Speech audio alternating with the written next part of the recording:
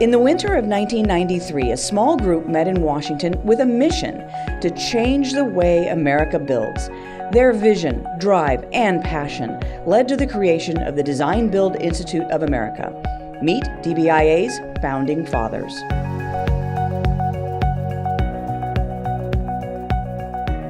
There was no voice for Design Build in '93. The other delivery methods, such as design, bid, build, and construction management, had organizations that spoke for them nationally. Design Build did not have such an organization. This period in mid-'80s and early '90s was a time when American business practices were really changing. The influence of Japan, the influence of Germany on our business practices was significant. It was difficult to get the industry to talk about design build. I think many people were very comfortable with what they were already doing. But rather than accept the status quo, these Design Build true believers set out to change it. I've heard a lot about Preston Haskell. I've never met him. Just call him up. We talked about it, forming something that would, an organization that would represent Design Build as a practice. But a month or 2 months later, he called me and he said, I've been thinking about this. Let's talk about it more. Yeah, that first meeting in 1993 was in Washington, D.C. to talk about whether or not there may be some basis for forming a new association based around promulgation of Design Build. We were going around the table and everybody was anteing up, how much are you going to be willing to contribute for first year dues? I remember Preston going around the room and it was like, okay, let's ante up here. And it proceeded from there to a steering committee of 5 of us and engagement of staff. We had a 2-person staff in those early years, and our first meeting in the summer of 1993 attracted 25 members, and it of course has grown exponentially since then.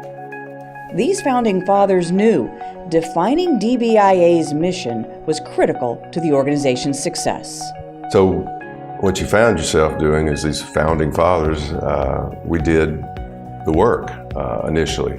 Preston Haskell did a yeoman's job of just organizing and coming up with the concept of best practices for design build. Well, the early goals for DBIA are much the same as they are today. First of all, the development and dissemination of best practices. Secondly, advocacy and spreading the word.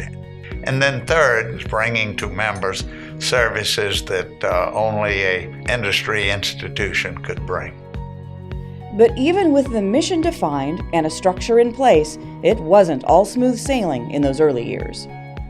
When I was selling Design Build, I would often run up against the criticism that, this is the fox guarding the hen house. And so how do you break that down some? The people around the table with DBIA, these founding fathers, we all knew that was a challenge. What turned out to be really a watershed for us was the level of dissatisfaction that so many owners were feeling about design, bid, build. And so even though they didn't know anything about design build initially, they were very receptive to anything new that could improve their project outcomes. That gave us an opening. And I think the more they learned about design build and how it might cure some of those pain points that they were feeling, the easier the conversation became. We then used the Florida example to pitch the idea to other legislatures, state legislative bodies across the country. At the same time, we were working with federal procurement agencies, General Services Administration, and others. We really worked hard to be inclusive. We're all one big tent. A lot of people would use that term, but we invited architects, engineers. I made a conscious effort for trade contractors to enter DBIA. That collaborative and inclusive approach, combined with growing design build project successes nationwide, fueled DBIA's growth from the very beginning. Well, 25 years ago, I, of course, did not have a precise idea or notion of where design build delivery would be at this stage.